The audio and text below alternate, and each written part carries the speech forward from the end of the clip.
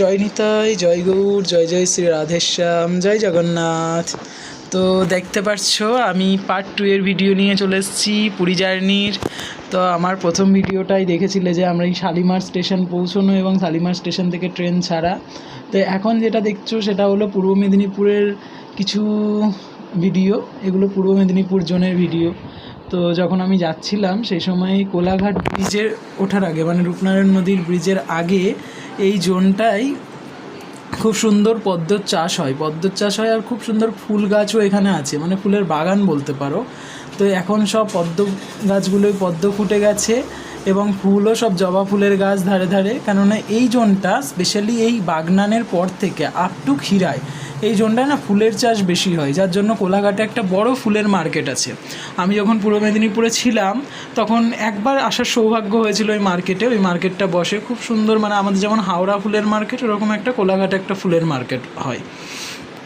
তো এই জন্য আমার এই জোনটা খুব ভালো লাগে এবং সত্যি কথা বলতে প্রাকৃতিক সৌন্দর্য এখানটায় খুব ভালো, যেহেতু মানে অন্য চাষ আবাদ নেই, শুধু পদ্ম ফুলেরই চাষ। এবং ব্রিজের আগের মুহূর্তটা না, যে কোনো জায়গায় যে কোনো নদীর ব্রিজের আগের মুহূর্তটা দেখবে রেল লাইনটা খুব উঁচুতে হয়, যার জন্য নিচে গাছপালা জমি জমা খুব সুন্দর দেখা যায়। যেমন আমাদের নদিয়া মুর্শিদাবাদ জন্য যারা আছো, আমরা যখন কৃষ্ণনগর ছেড়ে মুর্শিদাবাদের দিকে যাচ্ছি তখন দেখবে জলঙ্গি নদীর একটা ব্রিজ পড়ে। তো জলঙ্গি নদীর ব্রিজের ওই সময়টাও না দেখবে সুন্দর পরিবেশটা, মানে নদীর ব্রিজের আগে ঠিক যেন একদম দারুণ সব মাঠের চাষের জমি গাছপালা দেখা যায়। ঠিক তেমনই এই যখন আমরা মেদিনীপুরে এই জোনটাই যাই, এই জোনটা এমন একটা জায়গা যেখানে আমাদের হাওড়া এবং পূর্ব মেদিনীপুর এই ডিস্ট্রিক্ট দুটো চেঞ্জ হচ্ছে। তো এই আমি যে তোমাদের চিত্রটা দেখাচ্ছি এটা কিন্তু বলতে গেলে হাওড়ার চিত্র, এখনও অবধি কিন্তু হাওড়া জোন এটা।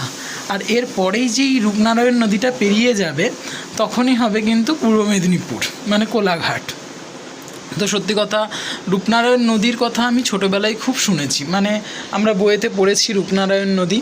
তো আমার ভাগ্যক্রমে আমি যখন পূর্ব মেদিনীপুর জেলায় প্রথম চাকরি সূত্রে আমি যাই তখন আমার এই রূপনারায়ণ নদীর সাথে পরিচয় হয়। এবং কিন্তু আমি তো স্পেশালি ছিলাম তোমার কাঁথির ওদিকটায়, তো তখন কিন্তু এই রূপনারায়ণ নদী দেখেছি, শুধু এই ট্রেনে বাসে যাওয়ার সময় দেখেছি, কিন্তু আমার খুব ইচ্ছে ছিল যে আমি নদীটা একদিন মানে স্পর্শ করব।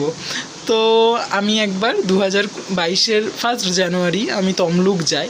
সেই সময়ে আমাদের একজন সিকিউরিটি দাদার বাড়িতে, ওর বাড়ির পাশে রূপনারায়ণ নদী, তো ওর বাড়িতে আমার দুপুরে লাঞ্চের নিমন্ত্রণ ছিল। তো তখন গেছিলাম, তখন রূপনারায়ণ নদীর সাথে আমার প্রথম মানে স্পর্শ হয় এবং ওটাই প্রথম। এখনও অবধি দ্বিতীয়বার রূপনারায়ণের সাথে আমার মানে স্পর্শ হয়নি নদীর জল। তো খুব ভালো লাগে আমার, খুব ভালোবাসার নদী যদি বলো, একটা হলো জলঙ্গি, একটা হলো রূপনারায়ণ। এগুলো সত্যি আমার কাছে খুব ভালোবাসার নদী। কেন ভালোবাসি আমি জানি না। আর মা গঙ্গা তো আছেনই, মা গঙ্গা তো মা।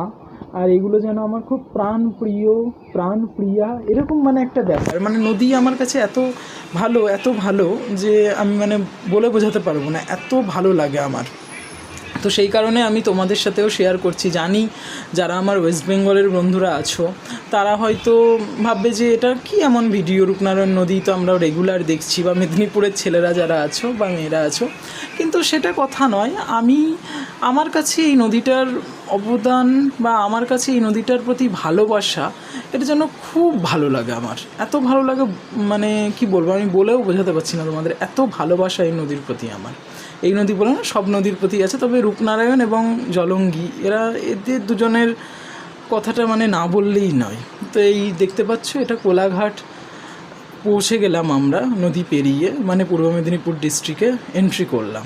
এবং এরপরেই আমি এই জোনটা পশ্চিম মেদিনীপুরেও এরকম কিছু চাষ হয়।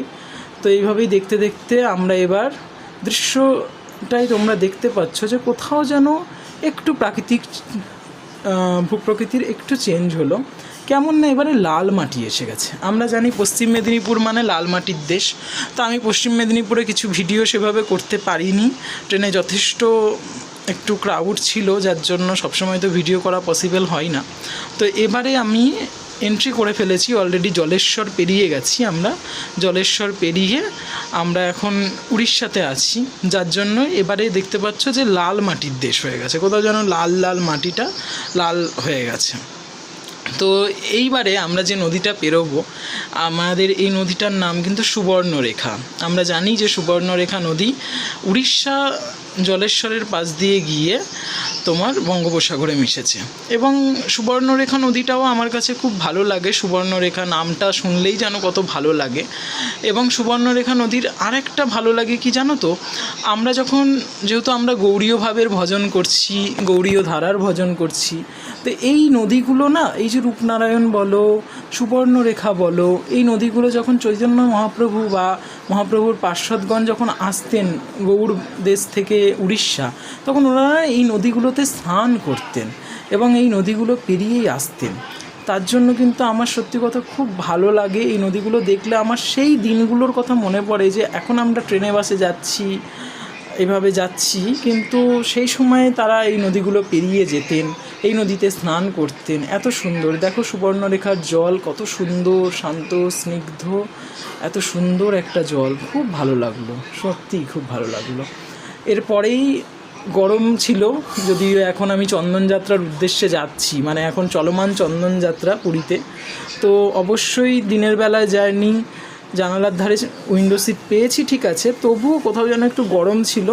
তো জগন্নাথ কৃপা করেছেন, জগন্নাথ কৃপা করে একটু বৃষ্টি দিয়েছেন। এটা যাজপুর রোড জংশনের ঠিক পরে থেকেই বৃষ্টিটা আরম্ভ হলো। তো তোমাদেরও একটু এক ঝলক দেখিয়ে নিলাম যে বৃষ্টি ভেজা। এরপরেই আমরা উড়িষ্যার আরেকটা জিনিস দেখছি, সেটা হলো যে পাহাড়। আমরা জানি যে এই যাজপুর রোড পেরোলেই আমরা কিছু পাহাড়ের অংশ আমরা দেখতে পাই, শুধু পাহাড় পাহাড়, চারিদিকে পাহাড় দেখব। আপ টু ভুবনেশ্বর, খুর্দা পর্যন্ত আমরা পাহাড় দেখতে পাই টুকটাক। তো সেরকমই একটা দৃশ্য তোমাদের সাথে শেয়ার করছি। দেখো কি সুন্দর পাহাড়। আর আমি যেহেতু সত্যি কথা জগন্নাথের কৃপায় উইন্ডো সিট পেয়েছিলাম, আমি নিজেও জানতাম না এটা উইন্ডো সিট, তো উইন্ডো সিট পাওয়াতে আমারও সুবিধা হয়েছে একটু ভিডিওগুলো করতে। না হলে আমি সাধারণত ভিডিও করতে পারি না, যদি উইন্ডো সিট না হতো আমি ভিডিও করতে পারতামও না। তো যাই হোক, তোমাদের সাথে শেয়ার করার জন্য আমি এটা জগন্নাথের কৃপায় পেয়েছি, এটা অনেক ভালো। তো দেখো কি সুন্দর পাহাড়, ছোট ছোট পাহাড়, খুব সুন্দর, ভালো লাগে আমার এই জোনটা। এবং এইভাবেই তারপরেও দেখাচ্ছি এই জোনটা, এই পাহাড় টাহাড় যেগুলো আছে, এখানে কিছু জনবসতি আছে হালকার উপরে। কিন্তু আরেকটা জিনিস দেখবে, লক্ষ্য করবে যে আমি যখন বাংলার দৃশ্য দেখাচ্ছি তখন দেখবে যে সেখানে কিন্তু জমি জায়গায় থাকে, মানে চাষাবাদ থাকে, কিছু না কিছু চাষ হচ্ছে। কিন্তু এই সব জোনে না চাষাবাদটা খুব কম। তো এবারে যে নদীটা দেখছো, সেই নদীটার নামটা খুব অন্য রকমের, সেটা হলো বৈতরণী।